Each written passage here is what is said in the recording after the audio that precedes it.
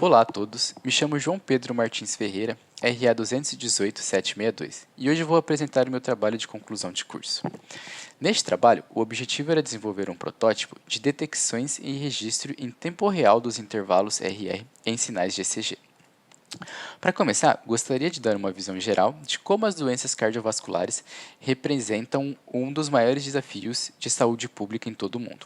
Segundo dados da OMS, essas doenças foram responsáveis por cerca de 17,9 milhões de mortes em 2019, o que corresponde a 32% de todas as mortes globais neste mesmo ano. Assim, detectar precocemente possíveis anomalias nos sinais cardíacos de pacientes pode antecipar o prognóstico e melhorar os desfechos clínicos desses pacientes. O professor Quevedo começou uma pesquisa onde visa estudar meios de identificar antecipadamente esses problemas através dos sinais vitais de uma pessoa, que no caso é o sinal de eletrocardiograma. Para isso, antes mesmo desse projeto, foi realizada uma pesquisa com parte de uma iniciação científica de um outro aluno que estudou algoritmos já existentes para detecção de pico, fazendo análises estatísticas destes, a fim de combiná-los para fazer um algoritmo final em que otimizasse a detecção de picos dos sinais ECG. O resultado desse algoritmo foi um trade-off entre dois algoritmos já desenvolvidos e conceituados na área de análise de ECG, o algoritmo de Christoph e o algoritmo de Yengs. O algoritmo de Christoph ele é identificado como tendo a melhor sensibilidade, que significa a divisão entre os verdadeiros positivos sobre os falsos negativos mais os verdadeiros positivos, com relação às detecções. Já o algoritmo de Yengs ele é capaz de identificar os picos com maior precisão temporal. Com esse algoritmo pronto, a próxima etapa da pesquisa está relatada nesse projeto, do meu TCC, onde eu passei o algoritmo final, que foi do Yengs e de Christoph, que foi feito em Python, para uma detecção otimizada de picos para funcionar em tempo real. Sobre o desenvolvimento do protótipo, iniciou-se escolhendo o microcontrolador e as ferramentas a serem utilizadas.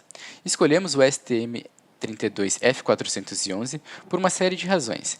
Esse microcontrolador ele é mais econômico financeiramente falando, possui memória suficiente para o projeto, que é de até 512K de flash e 128K de RAM. E também conta com um conversor ADC de 12 bits, essencial para a conversão dos sinais ECG da entrada do protótipo. O outro recurso determinante foi a escolha do DMA, que é o Direct Memory Access.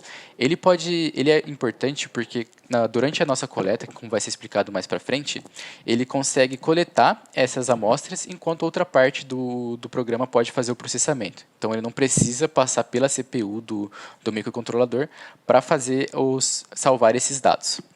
Um outro fato também importante foi a escolha da IDE, porque o próprio STM tem a sua IDE, a STM32Cube IDE, que é interessante para desenvolver e facilita também na parte de depuração. Para auxiliar no desenvolvimento durante essa etapa de desenvolvimento, utilizamos também a base de Glasgow, que também foi utilizada na pesquisa anterior, então ela foi bastante importante para essa parte de validar e testar, e ela conta com dados de 25 pessoas que realizaram diferentes tipos de tarefas.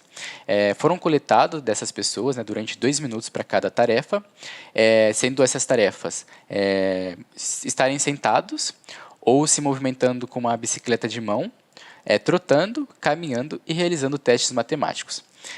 Dentro desse banco de dados, eles têm tantas entradas dos ECG e eles capturaram manualmente onde seriam os picos que foram encontrados durante essa coleta. Então, dentro do banco tem tanto a entrada ECG quanto os resultados, onde foram detectados os picos. Isso é bastante importante para a gente porque a gente consegue ter um padrão ouro para verificação. O que foi feito foi basicamente pegar os valores, as funções que nós tínhamos em Python e foi colocando ele em C, fazendo as modificações necessárias e ao mesmo tempo eu testava com esses dados de Glasgow para ver se os dois algoritmos eles davam respostas equivalentes. Feito isso para todas as funções, para ter o algoritmo até chegar no algoritmo final, e fazendo essas verificações, assim que eu consegui ter esse ponto igual, eu comecei a fazer a alteração para fazer a questão do tempo real, né? Com isso, para fazer esse tempo real, que eu acrescentei a parte do ADC, né, do conversor analógico digital, que era para receber essas amostras, e também ativei o DMA dele, né, que, como eu tinha explicado, pode captar esses valores das amostras enquanto fazemos o processamento de outra parte, né. Basicamente, esse método ele funcionou como? Nós definimos um buffer, neste caso a gente definiu em 2.500 amostras, e esse buffer ele é duplo e circular, ou seja, ele tem duas metades que tem 1.250 amostras cada uma, e sempre que eu chego na posição 2.499 do buffer, ele vai começar a preencher a outra metade, a metade da posição zero. Então, essa técnica foi bastante importante para a gente conseguir paralelizar o processamento. Aí, como eu disse também, a gente utilizou o sintetizador, né, que foi um projeto desenvolvido pelo professor Quevedo, para fazer essa simulação. Né? Então, ao invés de eu usar a base de dados de Glasgow direto, igual foi utilizado em Python, né? Aqui a gente colocou esses dados dentro de um outro STM e ele conseguia simular como se fosse um sinal ECG em tempo real. Eu vou mostrar agora a IDE, como que ela funciona aqui. Já está aqui mais ou menos a estrutura do projeto, né? Então esse aqui é o projeto que eu criei, que eu desenvolvi para o TCC. Aqui tem a parte de configurações dos pinos do microcontrolador. Alguns, assim que você inicia o projeto, eles já são configurados automaticamente. Aqui a gente está utilizando o ADC, né, que é onde vai entrar o sinal de sintetizador para o nosso protótipo. Aqui tem a parte Clock Configuration, onde foram definidos os valores, né, a parte da frequência, de como que a gente ia lidar com isso. Agora aqui eu vou mostrar um pouco da parte da main. Antes de falar da main, tem aqui a organização das pastas como ficaram, né? Achei interessante modularizar as funções para não ficar a main muito poluída. Então aqui estão tudo separado, a parte de Christoph, de Engz, dos filtros, a parte de pré-filtering que foi utilizada ali durante o código. Essa parte aqui de mathematics são outras funções que foram criadas para auxiliar, e a parte do trade-off, né? Então, basicamente, aqui tem todas as funções, as variáveis que foram definidas para utilizar ao longo do código. E, bom, a partir daqui, ele vai inicializar. Eu tenho aqui um delay de 2 segundos para poder, que foi algo que eu pensei para fazer essa sincronia entre o sintetizador e o meu protótipo, para tentar traquear e conseguir ser o mais próximo possível disso. Essa coleta de dados e a hora que eu vou iniciar a coleta, né? Então, foi uma coisa para esse código especificamente. Aqui ele define o ADC com o DMA, né? Que eu tenho que passar o tamanho do buffer completo, né? E também as posições dele aqui, né, o nome da variável que eu estou chamando. Então aqui basicamente ele tem esse while que ele vai ficar em 0 até que eu preencha a primeira metade do buffer. Assim que ele preencheu, ele vai entrar nesse loop infinito, né? Aí aqui ele vai fazer todos os processos que tem dentro do código, né? Daquilo que é proposto no algoritmo. Então, ele vai fazer uma pré-filtragem, depois ele tem a parte de diferenciação de Christoph, a parte de diferenciação de Engz, tem a parte de ruídos ali, né? Que quando a gente faz essa primeira filtragem e essa diferenciação, acaba tendo alguns ruídos, então a gente tira esses ruídos aqui. Tem também depois a parte de detecções, né? Então tem a do Engz, Engz e Lorenzo, né? Que é o algoritmo que a gente trabalhou para fazer essa detecção, né, de Engz, e depois a detecção de Christoph, né? Aqui também tem outras variáveis que são para auxiliar durante esse processo de captura e processamento, né, de cada parte do buffer. Aqui eu tenho, então, eu vou ficar nesse while aqui, até que essa primeira metade do buffer seja processada, né? Enquanto isso, né, a segunda metade estava sendo coletada pelo ADC e o DMA. Então, depois que essa segunda metade foi completa, né, que eu processei a primeira, esse while aqui ele não vai mais ser verdadeiro, e a gente vai entrar para a segunda parte, que é realmente fazer as mesmas tarefas que foram feitas para a primeira metade, só que agora para a segunda metade do buffer. E aqui eu coloquei essa variável para me auxiliar, de 25, que seria mais para o sentido de, como eu tenho esse delayzinho entre ligar o sintetizador e ligar a minha coleta, para conseguir ter um espaço em que eu consiga coletar realmente os 2 minutos de amostra aqui, né?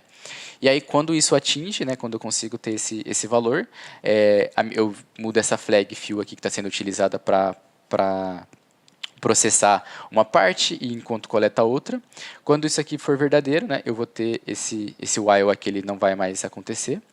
E aí eu vou passar para essa última condição, que é onde vai fazer o trade-off, e aí ele vai analisar, né, as detecções de Yangs e as detecções de Christoph para me retornar um resultado da detecção geral. Então aqui nos resultados, né, eu vou mostrar a comparação que teve depois de rodar para um sinal de ECG. Aqui a gente gravou, eu usei o sintetizador de sinais para o sujeito 0, né, que é como eles chamam na base de Glasgow, ele fazendo o movimento de handbike, né, que seria movimentando a bicicleta de mão. E aqui, se a gente reparar, os valores que encontramos, o primeiro pico ele é perdido por conta da própria construção do algoritmo, mas isso no fim das contas não influencia tanto, né? A gente pode fazer a análise a partir do segundo pico. E se a gente reparar aqui, eu tenho esse valor, né, na base de Glasgow, que é 244, e o meu protótipo encontrou 250. Aqui 439, 445. Se a gente for percebendo assim, um por um, ele tem um certo delay. Esse delay ele é explicado pelo fato de eu ligar o sintetizador e ligar o meu protótipo em momentos que não são síncronos, né? Eu não consigo fazer essa sincronia de ligar os dois ao mesmo tempo, porque são dois projetos diferentes. Mas isso é esperado e é algo que para ser estudado mais para frente. Olhando mais ao longo das outras detecções, é possível notar, por exemplo, alguns casos que ele encontra alguns picos que não deveriam existir. Por exemplo, esse 1272, aqui ele não tem nesse intervalo aqui, né, de detecção, mas a gente vê que o 1348 está perto aqui do 1334.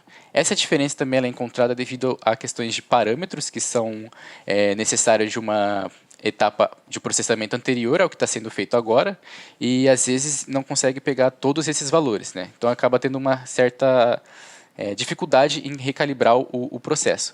Mas ao longo do código, se a gente for vendo, ele vai ter sempre, os valores estão muito próximos aqui, assim, né? Por exemplo, 1204 está 1220, 1378 para 1398, são valores mais aproximados aqui, né? Então, isso tem um pouco da questão do deslocamento entre ligar a sincronia dos dois projetos e também um pouco dessa dificuldade de que encontramos de conseguir reutilizar os parâmetros de um processamento anterior. Então, aqui agora eu vou voltar para a apresentação, né, só para falar sobre os resultados, né, que foram encontrados, que eu acabei de explicar. Né. Então, tem todas essas dificuldades que nós fomos encontrando, mas a partir desse cenário que a gente acabou de mostrar, é possível dizer que o sistema ele é eficiente e tem uma precisão na detecção dos picos. A implementação em si ela foi coerente, né, foi razoável para esse tipo de problema, né, do sistema embarcado. Assim, embora a gente tenha encontrado esses picos inexistentes, ele conseguiu detectar os outros picos ali, sempre próximos os valores. Bom, para resumir, então, o meu projeto, de uma maneira geral, ele está detectando os picos, embora, como eu já comentei, com alguns picos inexistentes, mas ele está conseguindo, no contexto geral, ele foi uma aplicação bem sucedida, em conseguir transformar, né, de pegar esses dados que a gente tinha encontrado com o Python para funcionar em tempo real, né, e uma questão são as perspectivas futuras, né, que vem as próximas etapas dessa pesquisa, que é definir melhor essa questão da sincronia, que eu também comentei ali no resultado, né, entre o ECG, o sintetizador de ECG e o protótipo, né, para conseguir um nível melhor das amostras. Também seria interessante refinar os algoritmos, né, tanto de Cristobal quanto de Jenkins. Como eu disse, também alguns parâmetros ali que precisam ser utilizados de etapas anteriores, então precisa melhorar um pouco isso. E também modificar algumas variáveis para melhor gerenciamento de memória do microcontrolador. Acho que essas são as questões mais importantes que devem ser levadas em consideração para as próximas etapas. E eu finalizo a minha apresentação por aqui. Obrigado pela atenção. Se tiver alguma dúvida, esse é o meu e-mail. Obrigado.